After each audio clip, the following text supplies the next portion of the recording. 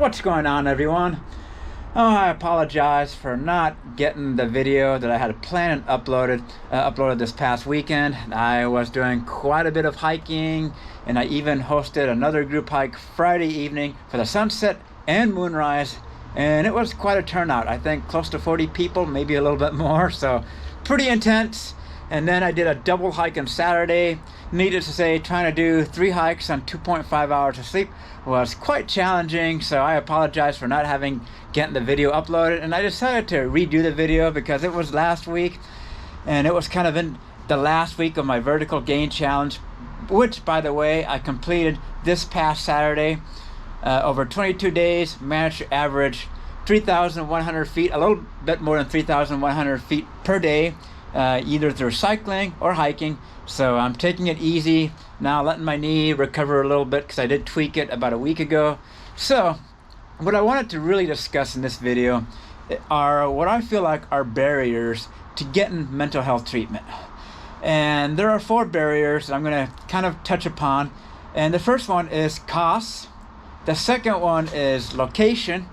The third one is the challenge in finding a therapist you can connect with. And number 4 is actually getting the treatment that's tailored to whatever is causing you to not feel good about yourself, or that is keeping you from moving forward in life.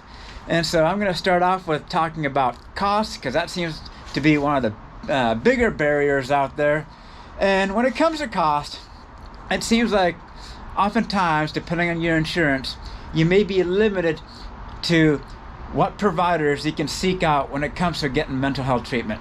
Maybe you have specific issues that you want to address, but you can't find a psychologist or therapist that's covered under your insurance plan.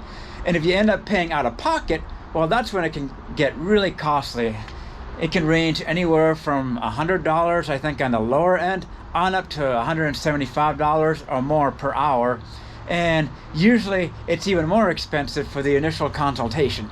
And to make things even more complicated is when you have insurance companies that will limit the amount of visits that you're entitled to. I think some insurance companies, you're capped at 5 or 10 visits.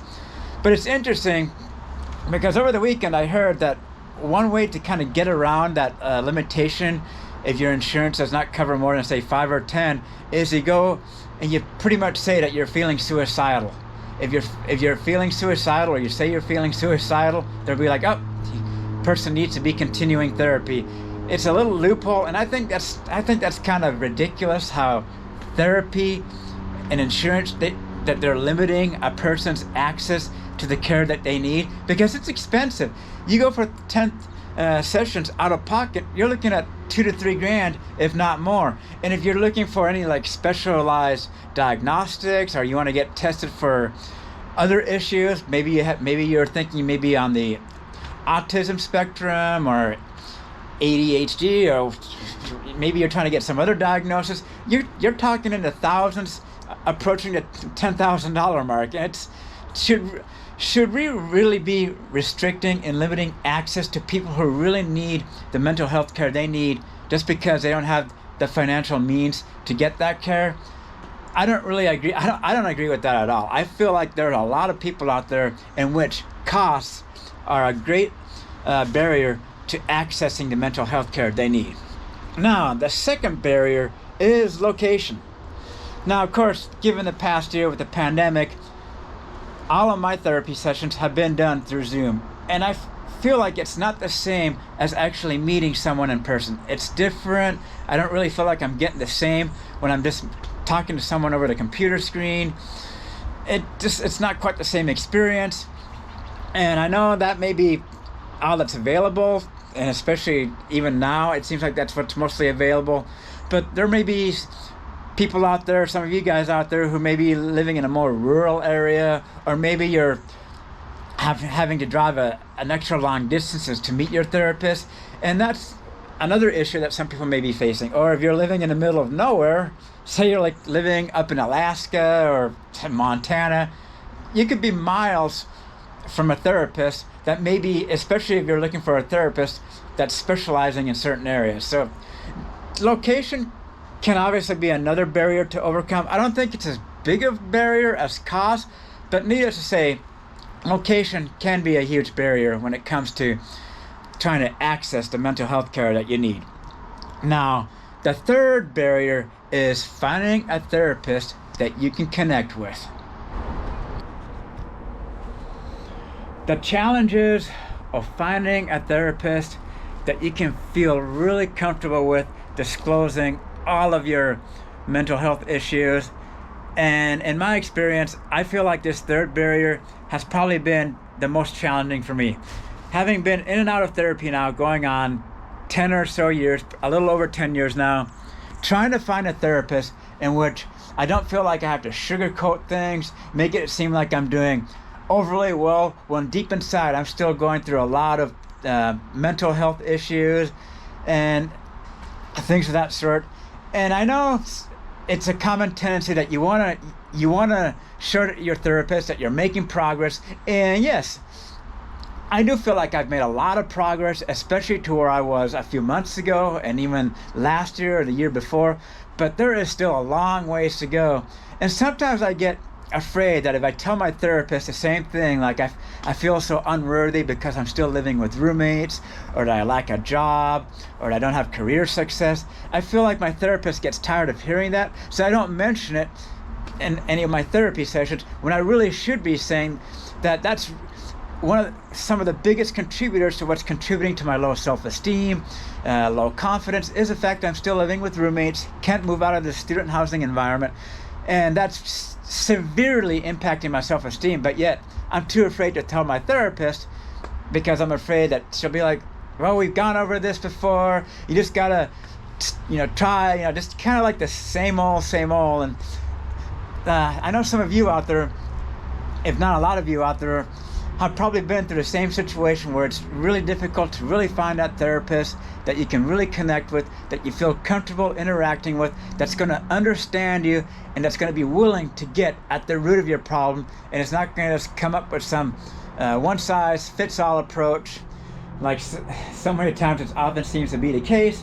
But when it comes to trying to find a good psychologist that you can interact with, or therapist, or whoever you're looking for, it's quite a big challenge, and it's a numbers game. I feel like it's similar to like looking for a personal trainer.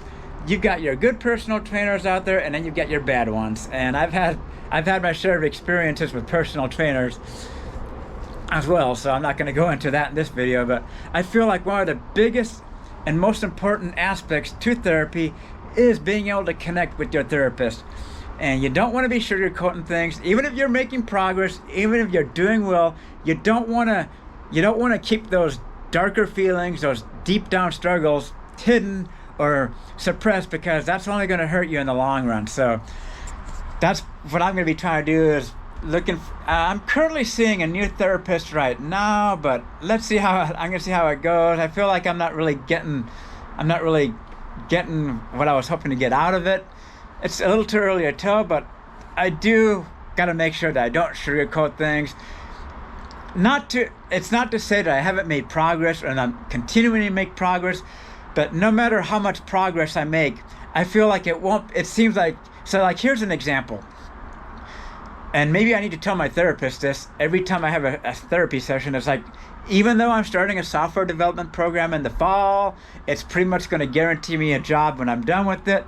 Over these next 2 years, I'm still going to be having those feelings of not being worthy enough, especially when it comes to getting into a relationship. There's going to be those feelings that I'm not worthy because I'm still living with roommates. I can't afford to move out of this student housing environment, have had lacking career success, and debt. You notice it's those three things, and I probably brought these up in many other videos, that's contributing most to my low self-esteem, low confidence, and therefore that keeps my depression from getting any better. So it's kind of like a never-ending cycle. Even though I am making progress, I am having a lot of interactions, especially in smaller group settings.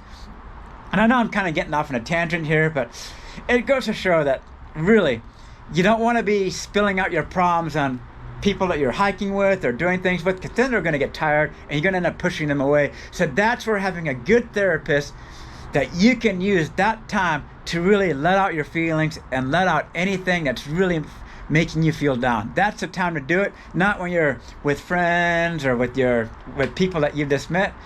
Because even though people can be understanding and they can be supportive, you don't want to be that person that's just bringing everyone down, because then that's just going to push everyone away. So, and I know I've made that mistake quite a few times. So that's where finding the importance of really finding a good therapist comes in handy. And the last barrier is finding a therapist, but finding one that will actually tailor a treatment program for your individual needs. I don't know how many of you out there who have been going on to therapy for months, maybe even years, have pretty much, you go in for your first consultation, they diagnose you, and then within a few visits they're like, all right, well, let's see about putting you on some medication, and let's see about some cognitive behavioral therapy. Those two things seem to me the most common approaches used. And it's like, okay, well, maybe that's going to work for some people, but it's not going to work for everyone. And so here's where I feel like a more individualized approach needs to be used if we are going to really help people get to a point in their lives where they can be happy, they can start going out and feeling good about themselves, because a pill is not going to fix every single problem. Cognitive behavioral therapy, or I'm just going to abbreviate it from now on, CBT, is not a magic bit. It's not the silver bullet. And here's the thing with CBT. From my understanding, it's presumed that how you think influences how you act influences how you feel. But I feel like there's one thing that CBT fails to acknowledge, and that is what is it that causes you to think the way you do? So let me give you an example. I feel like I'm not worthy because I'm still living with roommates and I have a lot of debt. And so that's why I feel like I'm just like, no, I'm not worthy enough for a relationship. Therapists might say, well, why do you think that? And they don't really go into depth about it. They say like, why do you think that? And they'll be like, I wouldn't think that about you. I don't think other people think that about you. And so they don't really get to what could be the root cause. The root cause could be something that happened earlier in your life. Maybe something in childhood that's finally resurfacing due to a life event.